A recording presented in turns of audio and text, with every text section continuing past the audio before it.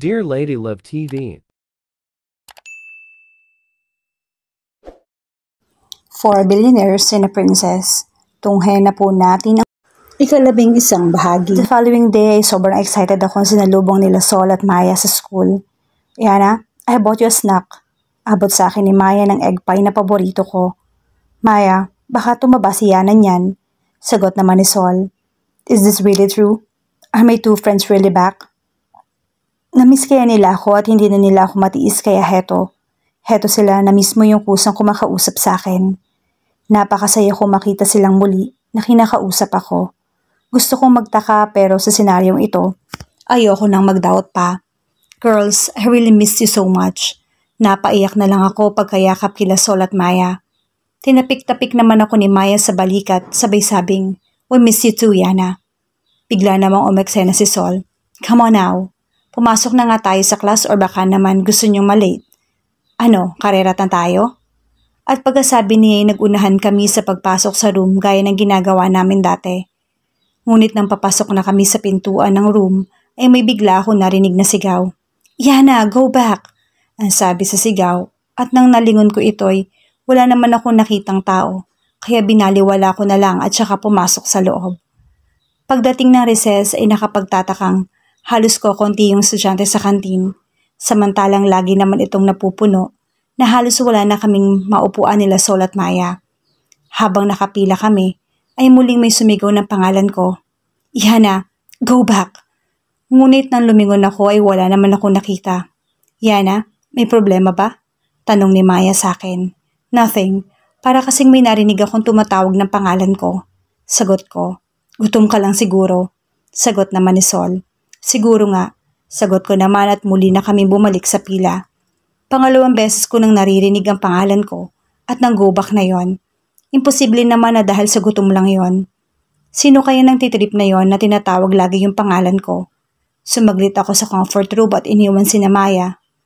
Habang naguhugas ako sa may faucet, ay biglang natanaw ko mula sa salamin ang imahe ng isang lalaki sa likuran ko.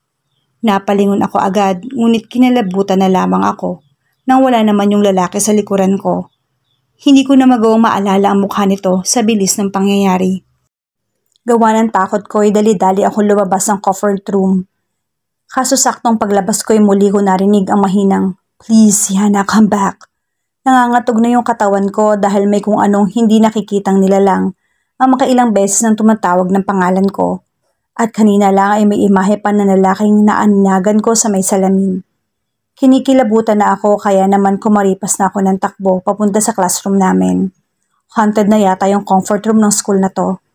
Pagpasok ko sa classroom namin ay tumambad sa akin ng mga kaklase kong nakahandusay na walang malay sa sahig at isang lalaking nakadikwatrong masaya nakikita ang reaksyon ko. Ano nangyari dito? Sino ka? Tanong ko sa lalaki. It's really disappointing, Yana. Hindi naman ito ang unang pagkakakita natin pero palagi mo na lang tinatanong kung sino ako. Sagot niya, sino ka nga ba? And then naalala ko na siya din yung lalaking sumugod sa bahay namin para maningil kay Papa. At kung hindi ako nagkakamali, kanina sa comfort room, siya din yung lalaki kanina doon. What do you want? Tanong ko. Napatawa na lamang siya sa sinabi ko. Now the question switched to what do you want? Saad niya. Hindi ako nakaimik sa sinabi niya, kaya naman patuloy ko siyang tinitingnan. Ikaw bang may kagagawa nito? Tanong kong muli. And before I knew, ay bigla na lang nilang nagawang maglaho at nag-appear sa may likuran ko. So ngayon, sa akin mo gustong ipasa yung kasalanan ng kanununuan mo? Look closely at the window, Yana. Sabi nito na idinedetect ako sa window ng classroom, showing na ang image of me running away somewhere. I don't know. At nagsisimula magsalita ulit yung lalaki. Kahit na anong gawin mong pagtakbo, hinding-hindi mo maiiwasan yung nakatadhana sa'yo. Dahil sa takot mo, maraming taong nagdurusa.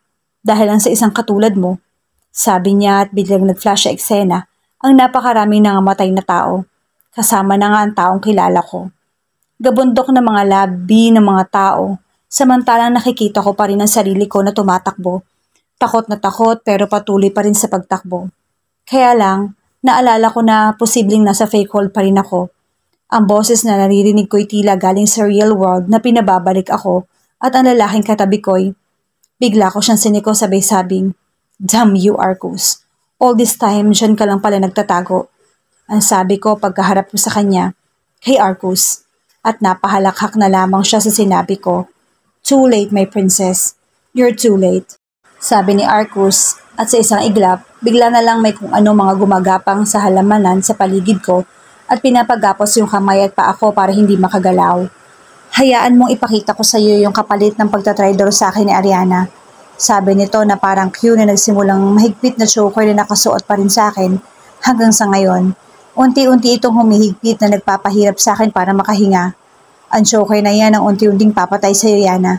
"Dahan-dahan mong mararanasan kung paano mamatay sa pamamaraan ko," sabi niya sabay hakbang papalabas ng classroom. Kahit na anong paniwala kong fake fall to, ang pain na nararamdaman ko ang gumigising sa akin, and that is the real world now.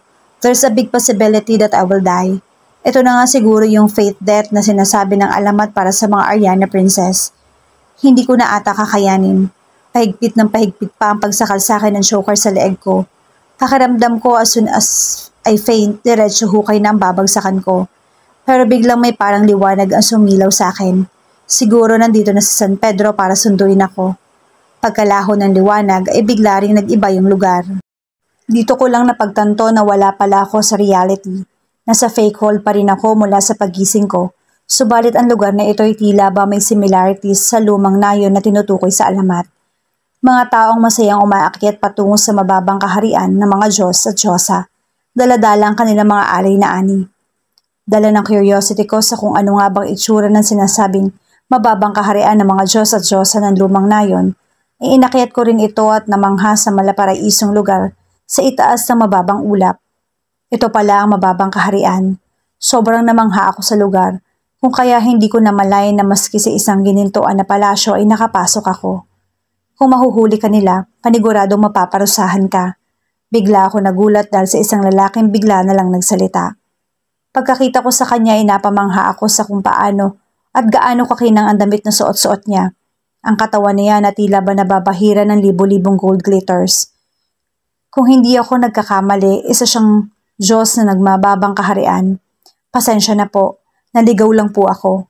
Pasensya na po talaga, ang sagot naman ng isang babaeng parang kahawig ko. Ngunit napangiti lang ang lalaki at lumapit sa dalaga. Hinaplos niya ang mukha nito at parang kung ano ang glittery stuff ang nasaksihan kong sumaboy sa dalaga mula sa kamay ng lalaki. "Bilang parusa mo mula ngayon, ikay akin ang magiging asawa. Kikilalanin ka bilang isang Diyosang si Ariana." Bulong nito sa dalaga.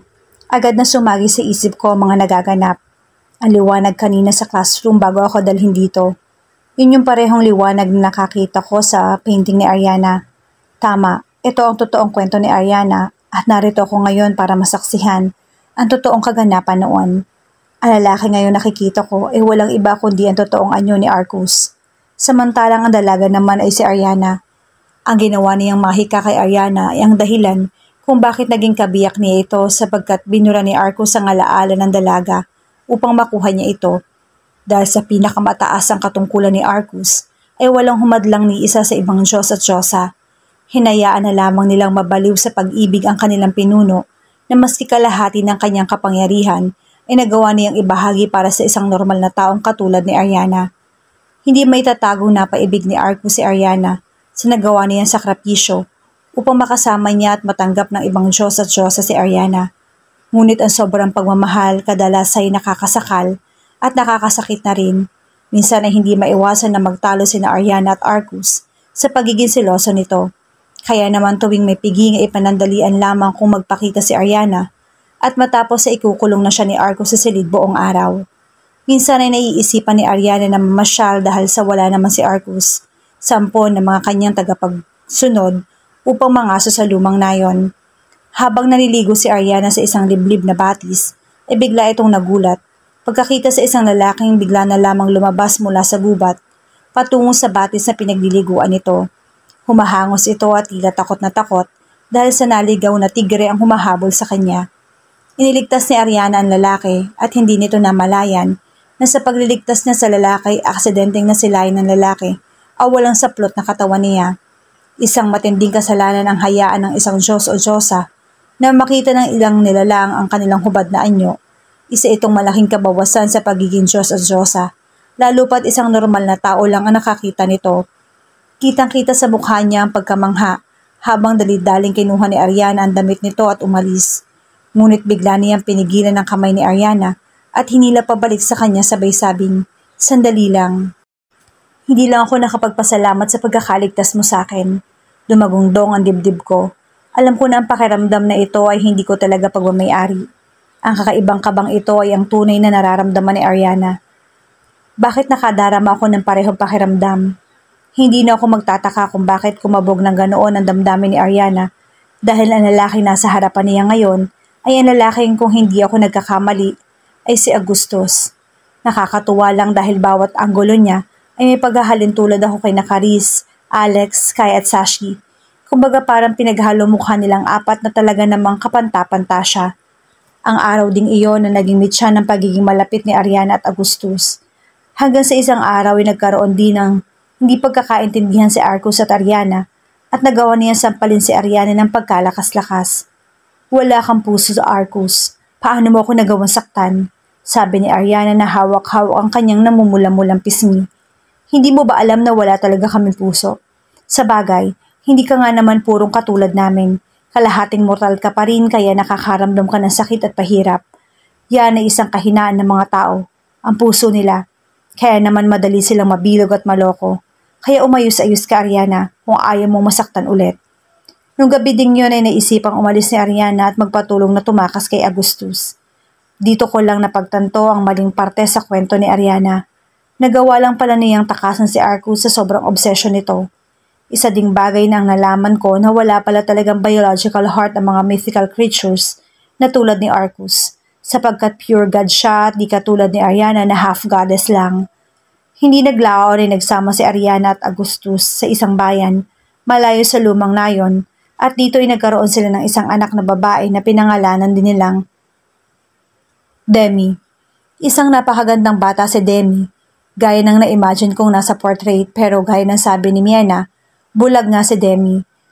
Napagkait sa kanyang makita ang makukulay na obra ng kanyang amang pintor.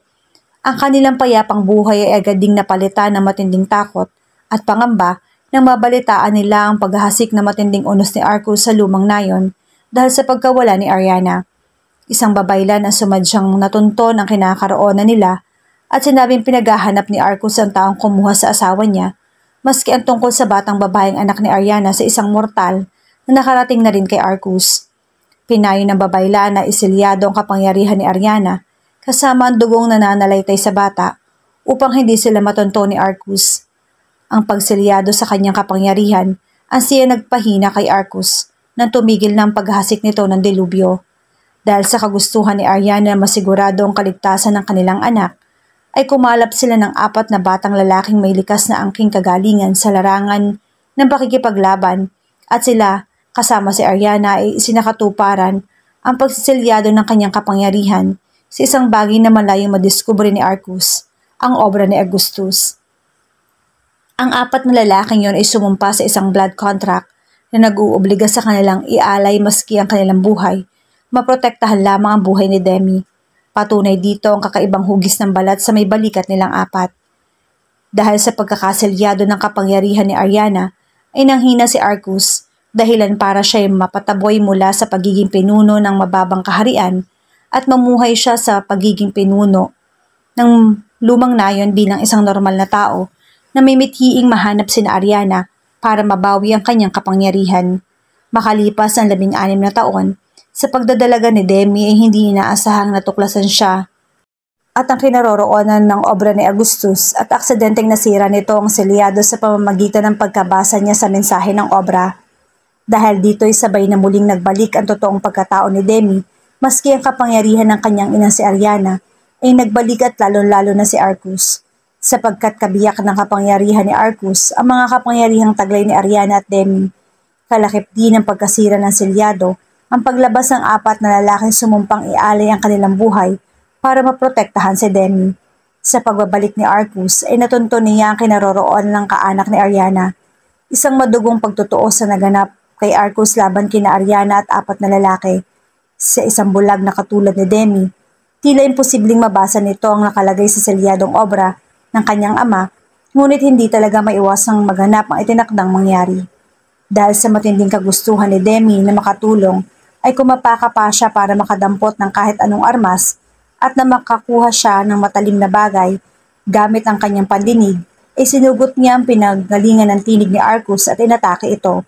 Sakto namang tumama sa may itim na batong kwintas nito ni Arcus at tumagos sa dibdib niya.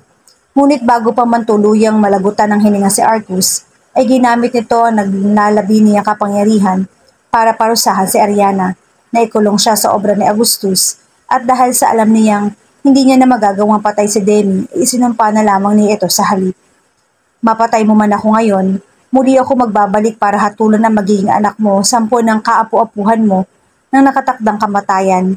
Isang sumpang kailanman ay hindi niyo matatakasan. Iyon ang huling sabi ni Arcus na nagsimulang maging abo ang katawan nito. 3 sa 4 na tagapagligtas ni Demi ang namatay sa nangyaring labanan at naiwan sa kanilang nabubuhay ang siyang naging kabiyak ni Demi at nagpatuloy ng kanyang lahi. Ngunit ni isa sa mga kaapu-apuhan ni Demi ay walang tumanggap sa responsibilidad ng Ariana Princess. Nagpakalat-kalat ang lumang alamat na sa tuwing may dumarating na dilubyo, every after 16 years, ay sinasabi naghahasik na naman ng lagim si Arcus, sapagkat matagumpay niyang napatay ang tagapagmana ni Ariana. Ihana, biglang may nagbanggit sa pangalan ko. Ang boses na ito na madalas kong naririnig sa panaginip ko. Ihana, bulong ulit nito. Magpakita ka sa akin. Sagot ko nang biglang nagbago na naman ang paligid at mapunta ako sa isang madilim na bakanting silid. Mula sa likuran ko ay isang liwanag ang biglang nagpalingon sa akin at bahagya nito akong nasilaw. Nang tolerable na ang liwanag, inaaninagan kong isang hugis ng babaeng papalapit ng papalapit sa akin. Hinawakan nito ang mukha ko at sinabing, Yana, nakahanda ka na bang tanggapin ang tungkuling nakatakda para sa'yo? Unti-unting luminaw ang mukha ng babaeng ito. Pagkakita sa kanya ay napuno ng luha ang mga mata ko. Dahil si Mama ang nasa harapan ko. Buhay na nakatayo sa harapan ko. Mama, ang hindi ko napigilang nasabi at napayakap ako ng pagkahigpit-higpit. Yana, I'm so sorry. Sana mapatawad mo ako kung naging duwag ako. Akala ko noon kung hindi ko siya kakalabanin, may iwasan ko ang sumpa at mas makakasama ko pa kayo ng matagal ng papa mo. Pero mas mali pala ang naging desisyon ko. Nangulila ka at lumaking nahihirapan. Sana patawarin mo ako. Anak, ang maluhaluhang paghingi ng mama niya ng tawad sa akin habang pinapahid naman niya ang mga luha sa mata ko. I understand, Ma. You don't have to worry kasi kahit wala kayo sa tabi ko, I grew up with a brave heart and just like now, I am ready to face my fate not because I know I will die. Mama, watch over me. I swear I will not die. I swear nobody will die except for Arcus. Ang huling sinabi ko hanggang sa biglang nawala si Mama at ang liwanag.